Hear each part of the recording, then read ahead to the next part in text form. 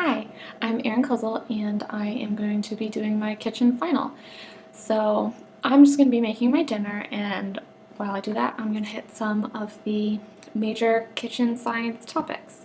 All I'm going to be doing is making a grilled cheese tonight. So first things first, I'm going to start off by cutting an onion. I'm going to be using my kitchen knife. A couple indications that it's probably not the best. It was tested in Ann Arbor, Michigan, so I don't know what that means. It does have a finger guard and a nice heel.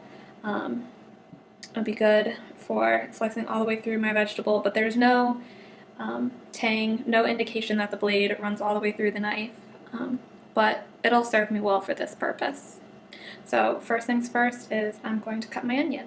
So in order to get nice even strips, I'm going to cut my onion in half, and then I'm going to follow along the lines of the onion. That way they'll all be consistently sized. Now I didn't save the heart of my onion, so I'm just going to cut all the way through. I'm just cutting my onion into strips, and I'm just making a claw and using it, pressing the knife up against my fingertips while keeping them curled out of the way.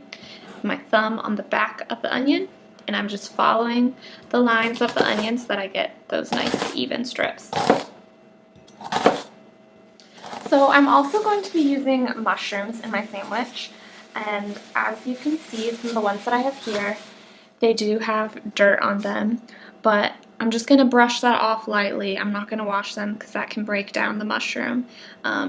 It's just soil, so I'm not worried about them being contaminated and getting ill from them. And I'm going to go ahead and slice those up as well. I don't like the end, so I'm just going to cut that off.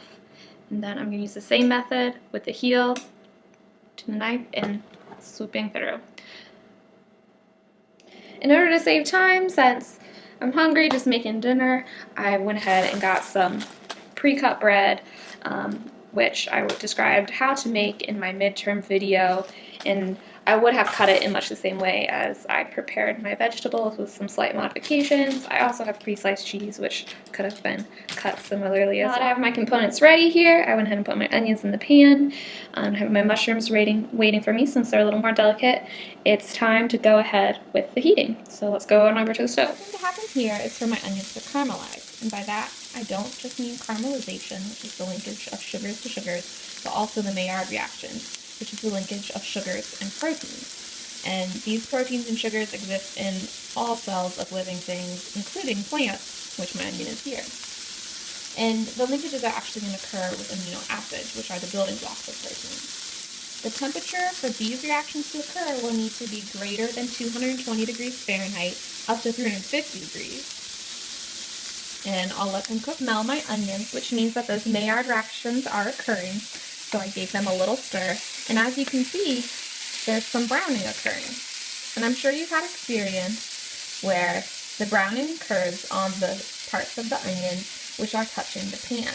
And this is because that's where those really high temperatures are that cause those linkages and that condensation reaction between the proteins and the amino acids. At the top of the pan, those high temperatures aren't being reached. So I'm going to have to stir them a couple of times so that they can evenly heat and as many favorable reactions can occur. They're still browning, but one thing you may notice is some steam rising off of them.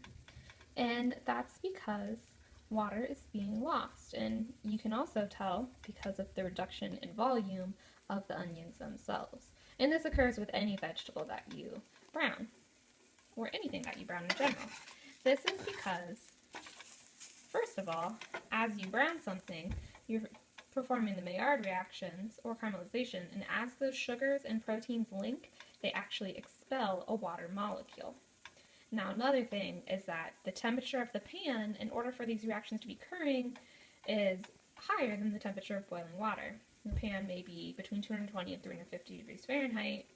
I don't actually know how hot it is, but it's hot enough for these browning reactions to occur, so we know that it's definitely hot enough for water to boil on it.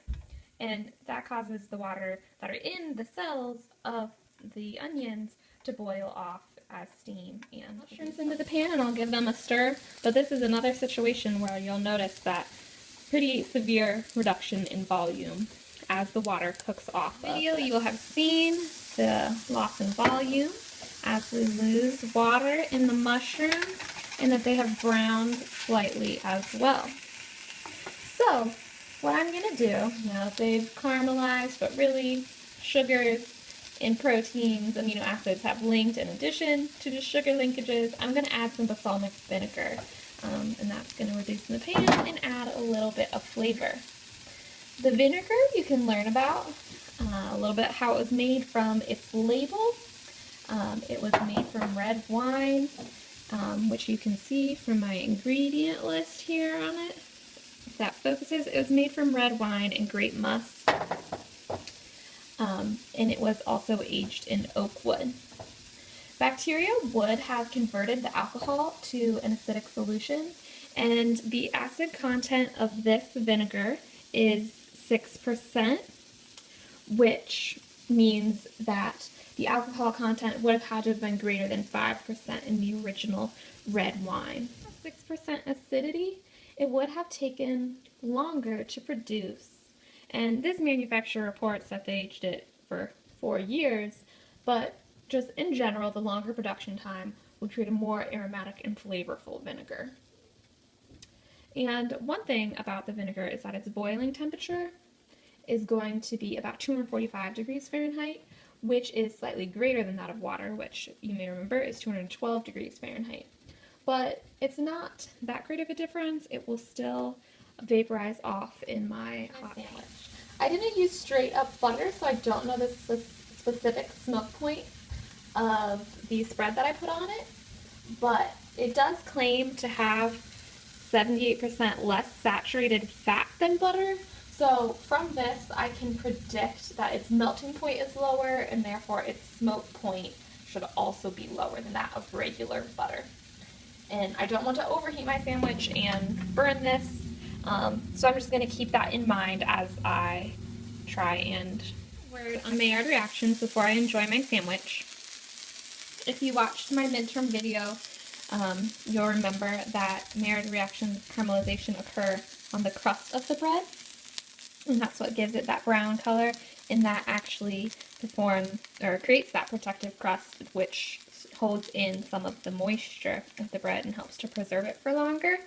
Another place that you may not have expected to see this reaction is up here. Some of the cheese has melted over the edge of my sandwich, and that as well actually browned because of the high temperatures that cause the linkages of the sugars and amino acids that are found in the cheese. So I'm going to enjoy my sandwich, and I hope you have a good summer. Thanks for watching.